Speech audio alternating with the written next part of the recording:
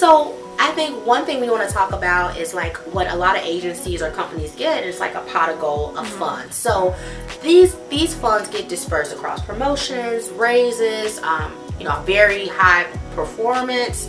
And what will happen is, you know, Danielle and I will be equals. Let's say I didn't know Danielle is technically getting paid $10,000 more than me for the same job title, same amount of experience. What happens is we both get promoted at 6% rate. She is now still soaring higher than I, and I'm just getting probably to the level in which she started. So it's constantly this struggle as you move in your career where you have lowballed yourself in the beginning, that you have to work that much harder all the time as if you aren't working hard anyway, just to get to the scale in which you are. I actually spoke with an account director, like a VP account director, and she said one of the things that she did wrong was for her first 2 jobs, she did not negotiate. And she said it had huge implications for her because as a VP account director, she learned that she's still technically getting paid less than her counterparts, because most companies, you can't just go from getting paid $30,000 to $70,000. It has to be some type of, you take these steps, you know. They're gonna look at you and be like, well, what makes you justify for it that much? You weren't getting that in the last one. Because they can ask you, that's also something, they can ask you how much you're getting paid, you know, prior to. So sometimes you can fluff it up with the benefits, so car payments or gifts or extra vacation time. Like, you can kind of fluff it up a little bit, but that matters, and they have a right to look and see how much you're getting paid before.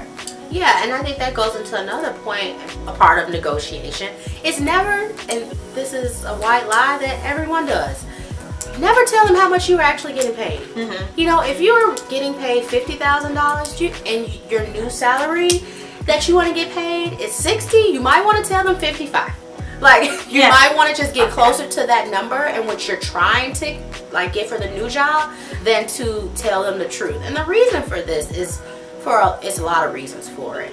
One reason might be you're getting paid less than what you should be, and they know that.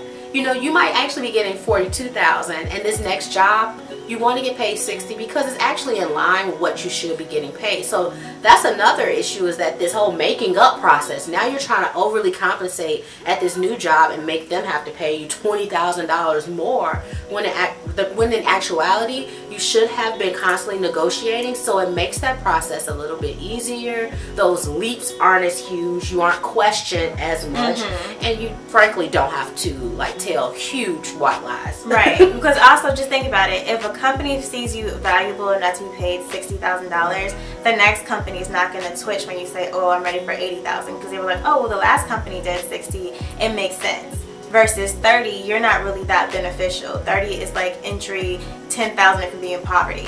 So with that being said, like, your value, if we're just looking at how much you're worth, is very low, and it's a whole entire packet.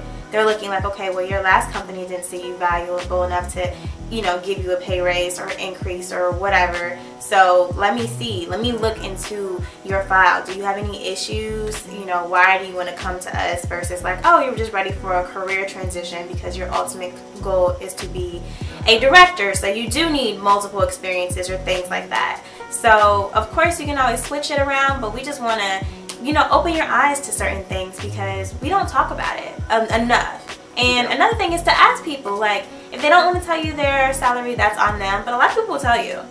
Yeah, lots of people are happy to talk about it. They don't care, especially when they're winning. Right. People who aren't winning in the system sometimes don't want to share because they're embarrassed. They may know they're losing, which is why they're not willing to share. I find that the most successful people are willing to share what may help to make them successful. Yeah. So it's like I have tons of people in the industry. Someone, you know, actually shared like a counter offer letter template with me, and I passed it on. And I feel like we're just all passing this torch because it's working for everyone. And it's not like we're trying to get over on the system. We're just trying to do right by ourselves and educate ourselves on a process that goes unspoken. Yes. We don't talk about this step.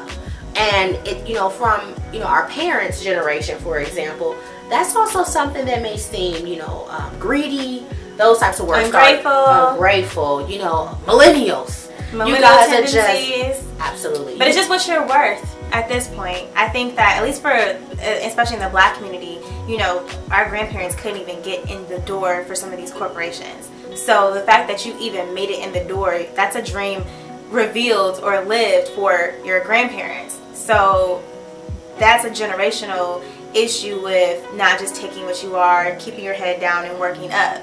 But we also have to look at our majority counterparts that have gotten rich off of our free labor or low paid labor. So we need to change that. You're not being greedy, you're getting what you're worth and you're bringing something to the table. Because the more money you make now, the more wealth you're able to generationally give to your children, and that's how we increase this generational wealth gap. Yeah, and I think, I mean, everything you're saying, we're right on the same page, because we have to get out of this, move ourselves away from this moment where we keep saying, well, millennials are entitled and ungrateful and they ask for too much. By no means are we saying ask for it and not deserve it. You know, faith without works is dead. Right. You can't possibly think you're just going to go to a company and say, I want $80,000. I have no experience. Right. I know this. I mean, let's be real. We have to be realists. I'm talking about people who have worked hard. They had those college internships that are indeed work experience. Yeah, really good work whole projects that counts. Exactly, that are applicable to the role in which they are, you know, applying for. So we're talking to you. We're not talking about someone who's just trying to milk or beat the system. It's beating the system. We're talking about hardworking, smart individuals that are going to do great for the company. You're going to be an asset for it. We want to make sure that you're starting your career off on the right foot. Exactly, because what you do now determines where you end up later. Period, point blank. Salary-wise, career-wise. If you're having issues negotiating your salary, now you're going to have issues negotiating it when they're trying to put you in that senior role. And the conversations definitely get more difficult. The more they're offering you, you see more, you know, opportunities and fluff in that contract. You know, you're going from 3 weeks vacation to 8 weeks vacation, and everything's looking better and better as you go. Yeah. So you need to learn those basic skills as early as possible, so when you get those contracts, it's literally like clockwork. It's not a timid situation. It's very assertive, direct, and you just get over it. You just move past it. Exactly. Okay, so now we're going to talk about, you are already in the job, you are, you know, cooking with grease, as my grandmother would say. And now let's talk about what to do when you have a difficult boss, or even a boss that wants to get you fired. Well, I guess I'll start with this one. So throughout my career, I feel like, you know, I'm a very spiritual woman. I feel like God just, I get tested a lot. I have been tested in every regard possible. And I think for me, I'm a very hard-working person. Most people will tell you the number one quality that makes me stand out is my work ethic. I'm going to get it done right on time. No matter how hard I have to work to do it, I'm going to get it done. When I first started out, you know, I had the mentality that, okay, you're my boss, you tell me what to do. I don't necessarily have like that level of autonomy and power or control to really push back or to say no. So I became the yes man. And I think sometimes when you start out in your career, it's natural to become a yes man where your boss tells you to do something. Sure, of course you do it, but where there's sometimes there's definitely an opportunity to question what's being asked of you, or to ask for further clarification. Okay.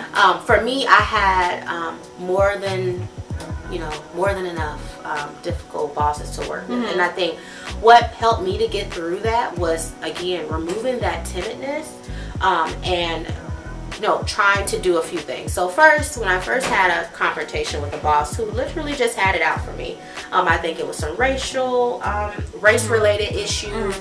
I think there was also issues with the fact that she was intimidated by me, and little old me, and someone who was fresh out of college. Why are you intimidated by me? I think she just had a lot of issues with just my personal character, and it wasn't a good match. And just to add to further my argument, later on, I found out that she was, you know, a hazer. She had done this to tons of African American women in the industry.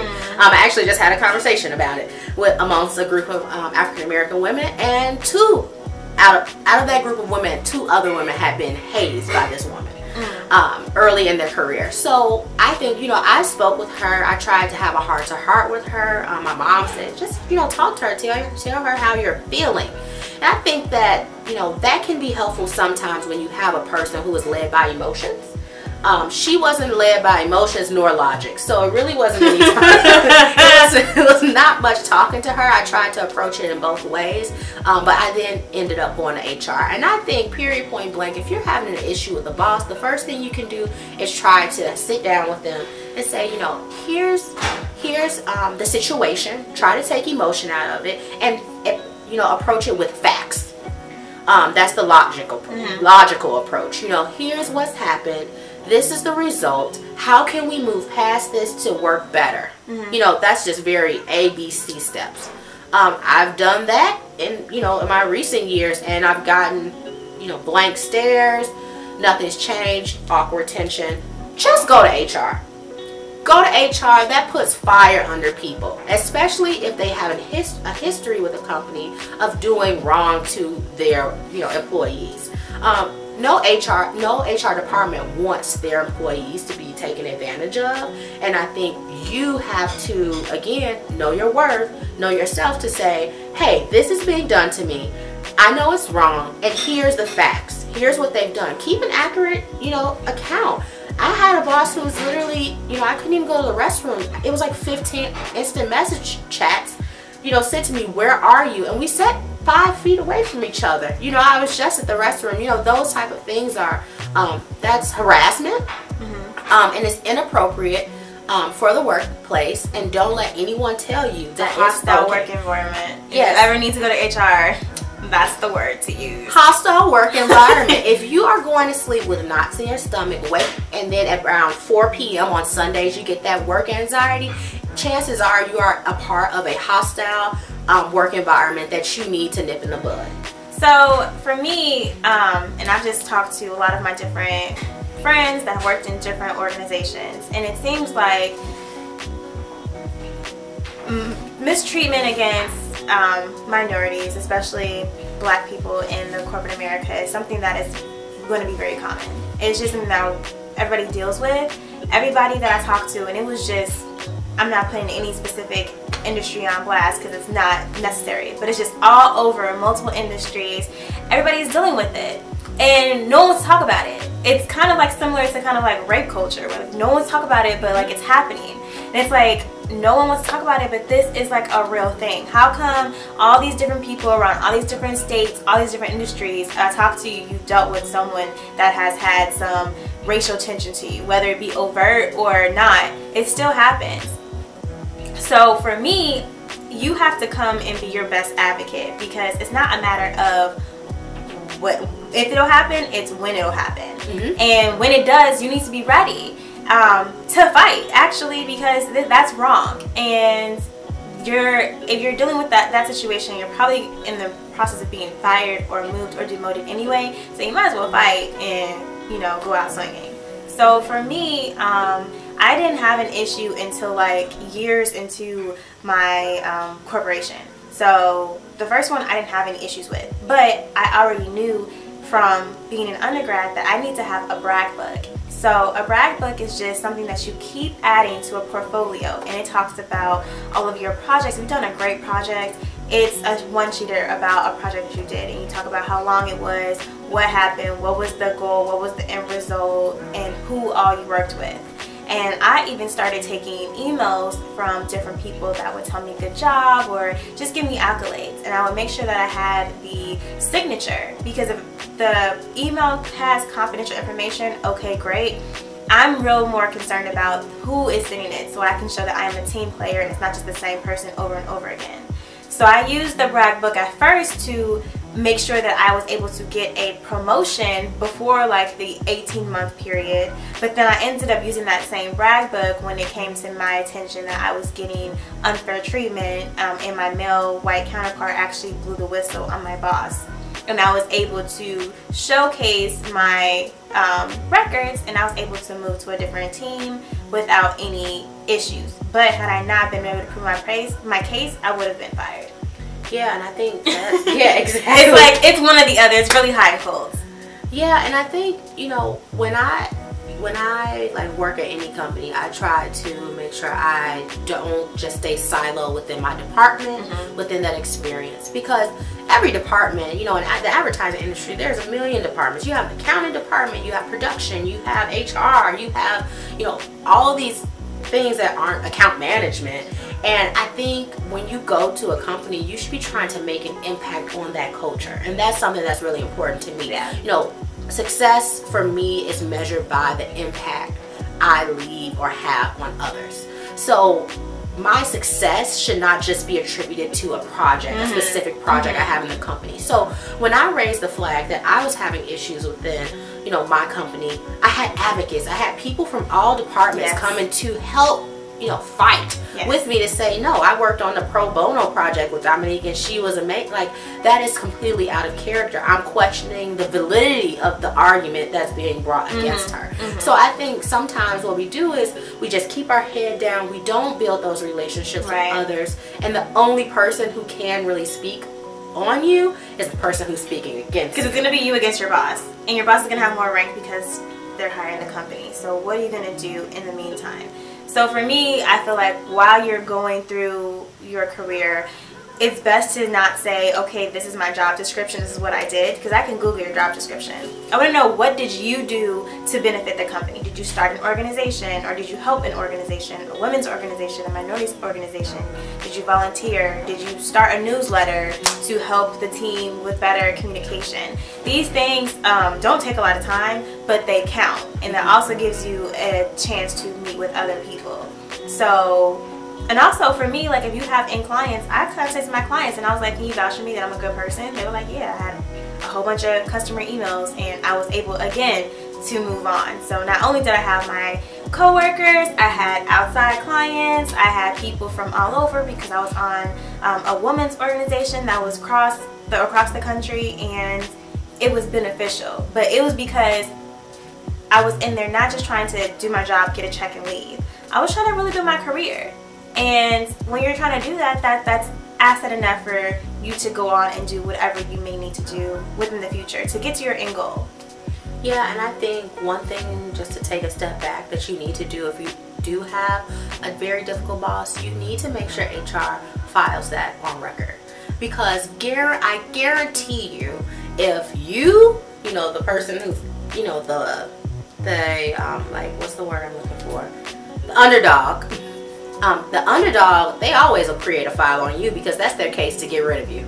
You know, they're building a case to get rid of you. You need to make sure that HR is going to file a complaint or put that in their folder or whatever to make sure that the agency knows. I mean, there's tons of rotations and people, you know, pop in and pop out of companies. You need to make sure that no matter who picks up that file, they are aware of who, you know, Danielle or Dominique was. Like, they need to be very much so aware of that candidates or that employees like past. Because when, you know, you approach HR and you say, I'm having an issue with my manager, and they go to their file and they say, you know what, this is strike 3. You know, this is strike 3 for them. Or, okay, they don't have any strikes against them. One thing to note, sometimes a lot of things happen under the table where they don't file these things. I would be, if it were me, I would push really strongly to make sure that the agency is keeping an adequate record of that, because I've been told that certain things were not put on the books and they were supposed to. So that's something to fight for yourself. And again, don't be afraid to fight for yourself, because again, if you don't fight for yourself, who will? You can't bring your mom to work and say, hello, Mom, I'm being treated poorly. My mom wanted to come up to my job. She was so angry at some of the things that were going on. And I'm like, I have to stand strong. And at this point, my mom knows that I'm going to take care of myself. I'm going to fight for my contract. I'm going to make sure that my work conditions are indeed what I would like them to be, and that I'm not compromising. When you start to compromise early, you compromise forever. And that's what we're just trying to like really promote, that you just don't need to compromise anything in your life. You deserve the best, and you should know your worth and get what you're worth. Yes. So that concludes this video. So let us know, have you ever dealt with a difficult boss? Have you ever negotiated? Are you about to start getting to this negotiation game? What advice do you have for any of our listeners watching if you've already done all of the above? So I am Average Black Girl. And I'm Lyric Star. And we will talk to you later. Bye.